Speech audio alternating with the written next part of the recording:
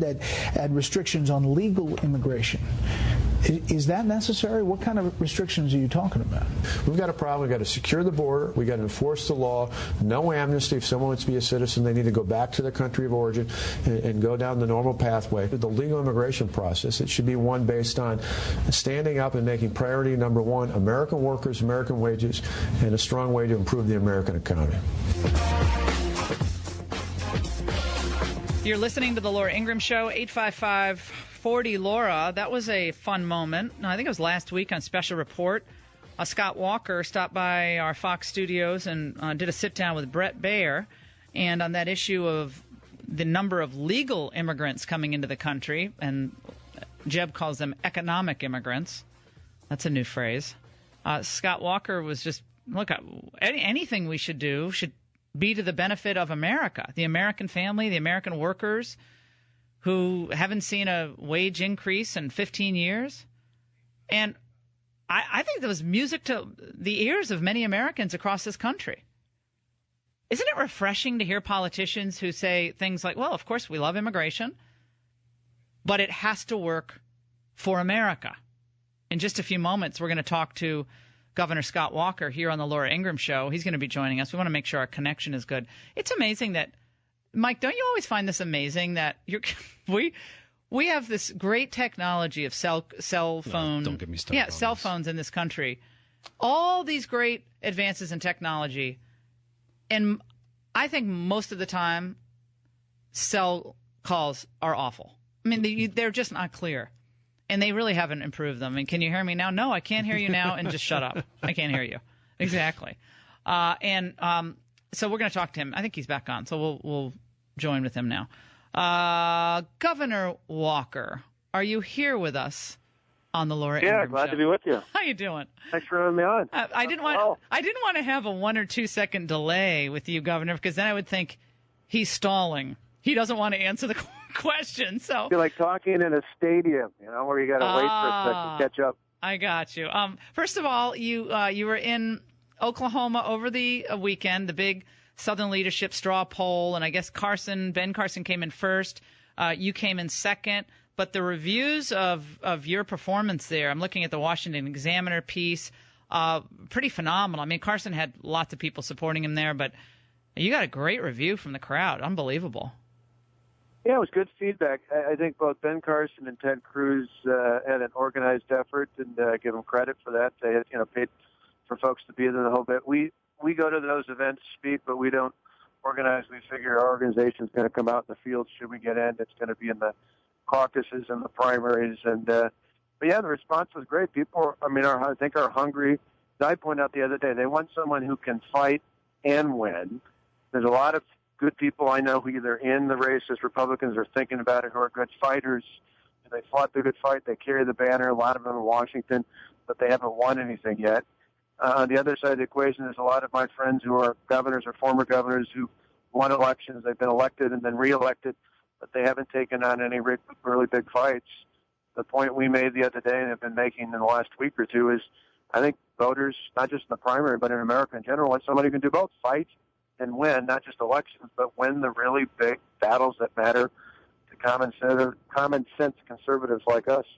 And Governor, there's concern that the straw poll phenomenon might be waning in Iowa. In the Iowa straw poll, I've been the MC of it before. It's a raucous, fun event. People have to pay to get into the straw poll. It's like, I think $30, something like that was when I hosted it. But they're concerned that you might not be in the straw poll. I don't know if you've already determined that or not. But this is what Jeb Bush said a few days ago. If I go beyond the consideration of this and be an active candidate, I'm going to campaign hard here. And I just don't do straw polls. What's your reaction to that and your approach here? Well, I love Iowa. I actually lived there for about 7 years as a kid, from 1970 to 77. My dad was a minister at the First Baptist Church at Plainfield, a big town of about 450. But we'll make an announcement about a month from now as to what our intentions are after our state's budget's done.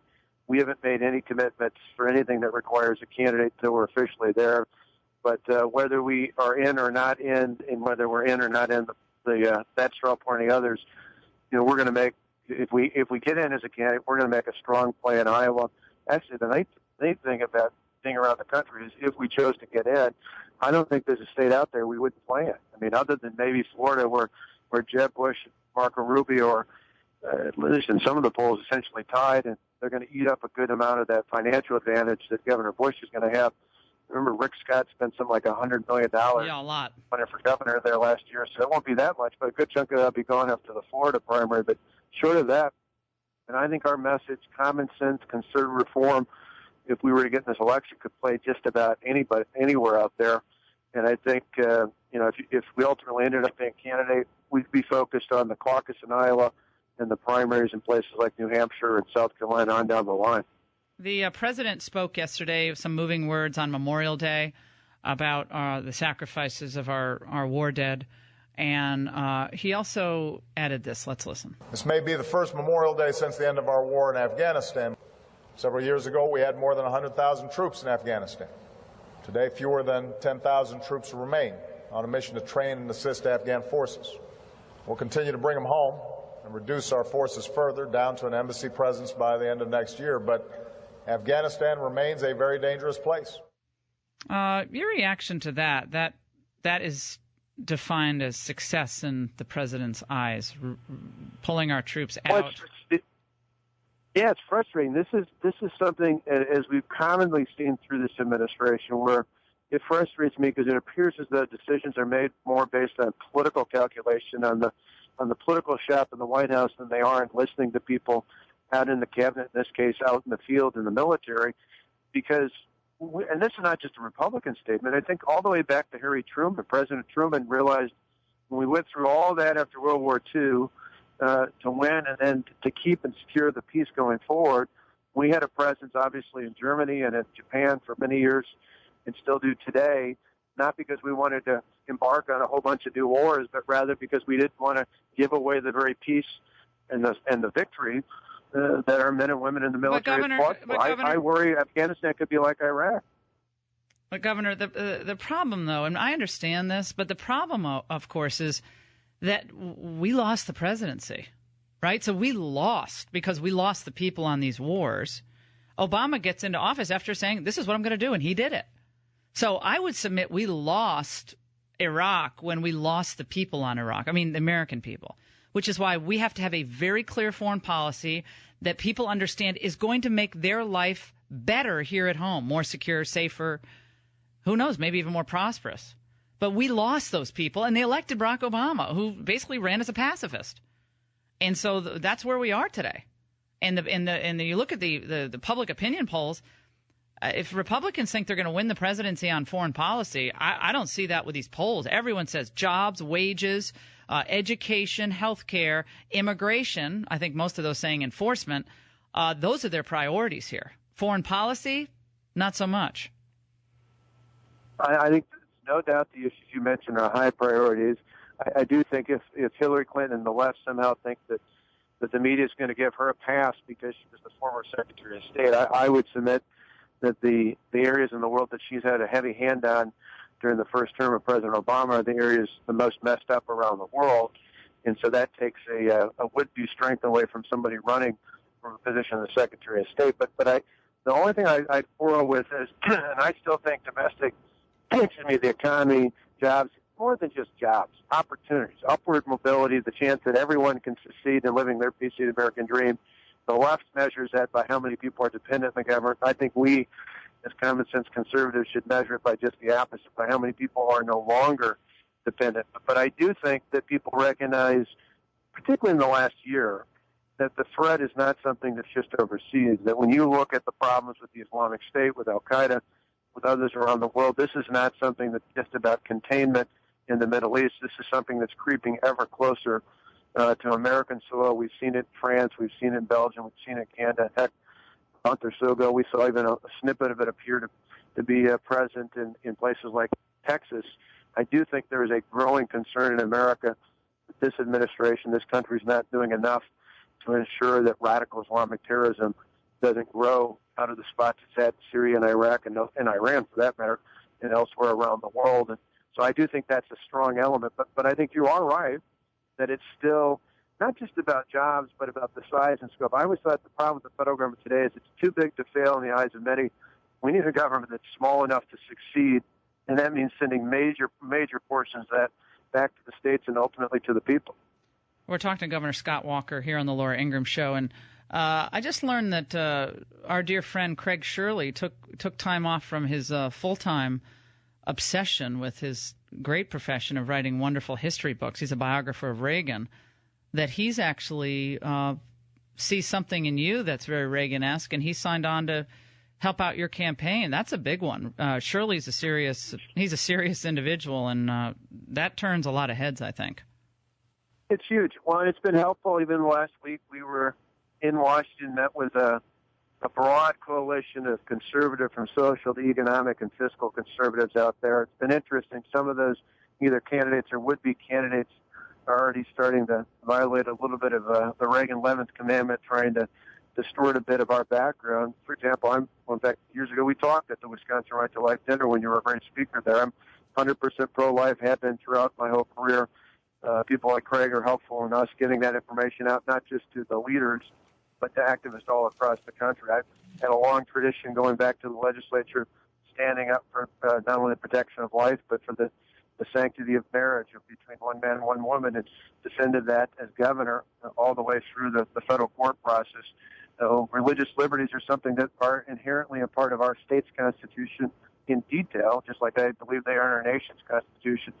People like Craig help us make that case and make it clear that while I'm probably most well known for taking on the big government union bosses, that really I'm a full spectrum conservative. If we got in, if we were to get in the race, we'd want to make the appeal across the board. There's a piece I just saw, I guess, David Koch was on with Larry Kudlow on his radio show over the weekend, and obviously the Koch brothers are huge forces in the donor base of the Republican Party. They said they'll spend close to $1 billion in a variety of ways, PACs and other efforts, and they will, he said to Larry that they haven't decided it's just one person. They might in fact give donations to multiple candidates. Do you anticipate getting help from them? And obviously you would welcome it, I assume. You need to make up the gap with Jeb. Yeah, if we were to run, we certainly would do that. I always said you don't need to have the most; you need to have enough to be in the same on the same playing field. And we think we've got a powerful message. We raised the last 4+ years running for governor 3 times. In 4 years, we raised about $80 million. Although there were a lot of big donors, there's no doubt about it. About 70% of our donors, people give us $75 or less. So we know it's not just the big donors. Excuse my voice. It's the everyday American citizens who send us $25 or $50 who say we want someone who's going to stand up and fight, win for us every single day. And I think that's ultimately going to be our appeal if we get in it. Someone that can fight the big fights on common sense, conservative reform after reform, and then win. Not just talk about it, but actually get it done. And I think that's the appeal, big or small life. Hey, Governor, we're going to send this over to your crew, this piece, so you guys can read it for yourself. But the Hill has a piece about how now Republicans on Capitol Hill, after years of saying, we got to cut government, that they're all now in the spending mood. They want to break through all these budget caps that have helped reduce the budget deficit over the past few years, and quote a number of these congressmen saying, we need flexibility to spend. Do you think that's a smart pathway for the Republicans to go down with the Democrats, increasing federal spending at a time where we've seen some progress on this, cutting spending? No, I think it's a bad idea. And I think it's one of those where if we're just a little bit less bad than the other side, the voters are going to vote for people who are unapologetic, big government tax and spenders out there, and that's what you get out of people like Hillary Clinton, the left. When I came in a week after the 2010 election, I met with all the new Republicans who've been elected in the state assembly and the state senate. Everything was Democrat before our 2010 election, and I said it's put up or shut up time. We're just a little bit less bad than the other side. They'll have every reason to throw us out. The good news was in our state and a lot of other states like ours, after the 2010 election, we did step up and do what people voted us in to do, and we took on the big government special interests. We got taxes under control. We got spending under control. Right, and you were reelected by a huge, 12 points. You were reelected because you did what you said you were going to do. I don't mean to interrupt you, but This is what I'm No, saying. that's Is right. that Republicans on Capitol Hill are now touting we're working with Obama on free trade. We're not going to oppose them on immigration amnesty. Now we're going to bust through the spending caps.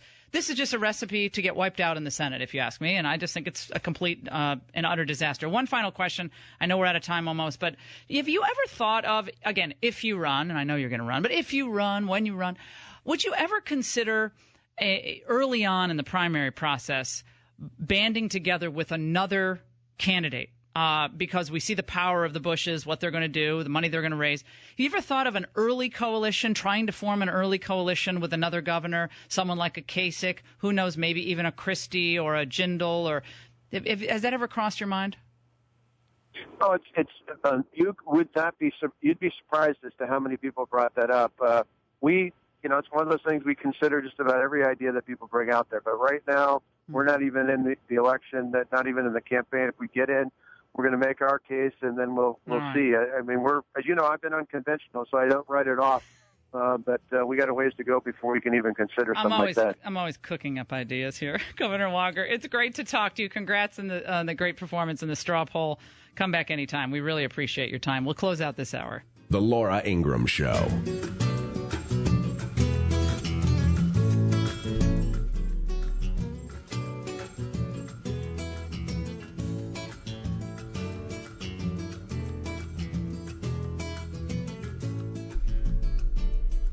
Thanks for listening to this podcast excerpt of The Laura Ingraham Show. If you'd like to receive podcasts of our complete shows, go to lauraingraham.com and sign up to become a member of Laura 365. Our Laura 365 members get commercial-free streams and podcasts of our shows every day we're on the air. And also, you can listen to the last 30 days of The Laura Ingraham Show. Be ahead of the curve. Join Laura 365.